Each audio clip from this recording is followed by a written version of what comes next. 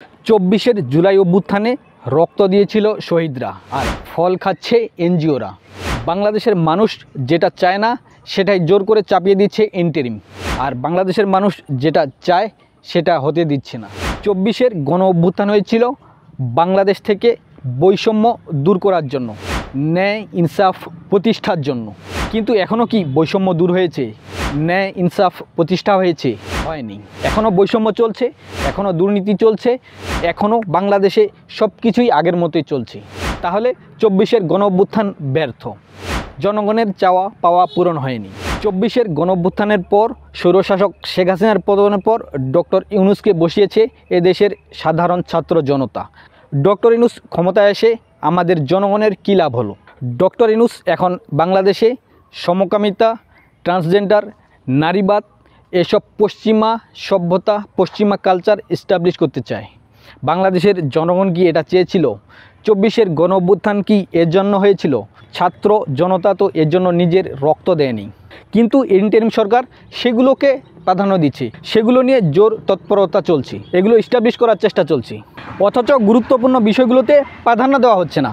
বাংলাদেশের শিক্ষা ব্যবস্থা এখনও আগের মতোই আছে, সেখানে বরং নারীবাদী, সমকামিতা এগুলো কৌশলে ঢুকানোর চেষ্টা হচ্ছে। বাংলাদেশের জনগণ, বাংলাদেশের ছাত্র জনতা তো এর জন্য রক্ত দেয়নি, 24 গণ অভ্যুত্থান তো এর জন্য হয়নি।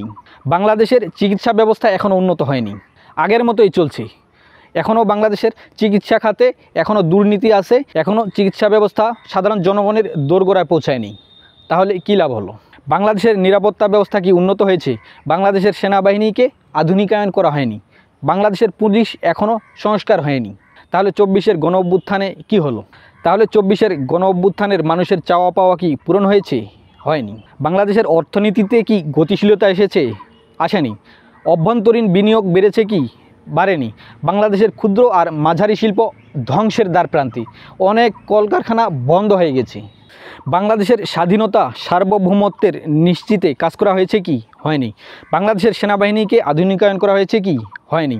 বাংলাদেশের প্রতিরক্ষা খাতে বরং বরাদ্দ কমানো হয়েছে। বাংলাদেশ একদিকে ভারত, অন্যদিকে মায়ানমারের হুমকিতে আছে, অথচ বাংলাদেশের প্রতিরক্ষা ব্যবস্থা উন্নত করা হয়নি, বাংলাদেশের সেনাবাহিনীকে অত্যাধুনিক অস্ত্রশস্ত্র দিয়ে সজ্জিত করা হয়নি, বাংলাদেশের নিরাপত্তা ব্যবস্থার আধুনিকায়ন করা হয়নি। তাহলে 24 গণ অভ্যুত্থানের মানুষের চাওয়া পাওয়া কি পূরণ হয়েছে, নাকি আমরা আবারও ভারতের অঙ্গরাজ্য হতে যাচ্ছি? অন্যদিকে সরকার করছে কি? বাংলাদেশের বন্দর বিদেশিদের হাতে তুলে দিতে চাচ্ছে, বাংলাদেশকে বিদেশিদের মুখাপেক্ষী করার চেষ্টা চলছে।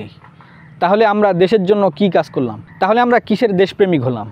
বাংলাদেশের পার্বত্য অঞ্চলে অস্থিতিশীল করার জন্য, উপজাতি সন্ত্রাসীদেরকে নিরবিচ্ছিন্ন ইন্টারনেট দেওয়ার জন্য সেখানে স্টারলিংক দেওয়া হচ্ছে, বিভিন্ন মার্কিন কোম্পানির স্বার্থ দেখা হচ্ছে, বাংলাদেশে বিভিন্ন প্রজেক্টে মার্কিন কোম্পানিকে সংযুক্ত করা হচ্ছে, পরিবেশ রক্ষার নামে পর্যটন খাত ধ্বংস করে দেওয়া হচ্ছে, সেন্ট মার্টিনে জাহাজ চলাচল বন্ধ করে দেওয়া হয়েছে, সেন্ট মার্টিনে আর বাংলাদেশের মানুষরা যেতে পারছে না, বিদেশি নাগরিকরাও যেতে পারছে না। এতে করে বাংলাদেশের পর্যটন খাত হুমকির সম্মুখীন। বাংলাদেশের কৃষি এবং প্রযুক্তি খাতে কোনো বিনিয়োগ নেই, কৃষি ও প্রযুক্তির উৎপাদনে তেমন কোনো পদক্ষেপ গ্রহণ করা হচ্ছে না। তাহলে কি আমরা বাংলাদেশের সব কিছু বিদেশিদের হাতে তুলে দেব? বিদেশিদের হাতে তুলে দিলেই কি আমাদের বাংলাদেশ ভালো করে চলবে? আমাদের জুলাইয়ের গণ অভ্যুত্থান কি এজন্য হয়েছিল? 24 গণ অভ্যুত্থানে কি এজন্যই শহীদ হয়েছিল অসংখ্য ছাত্র জনতা? এই নোবেল দিয়ে আমরা কি করব? যে নোবেল বাংলাদেশের মানুষের স্বার্থে কাজ করে না, যে নোবেল দিয়ে বাংলাদেশের স্বার্থ রক্ষা হয় না, বরং আমেরিকার মুখাপেক্ষী হতে হয়।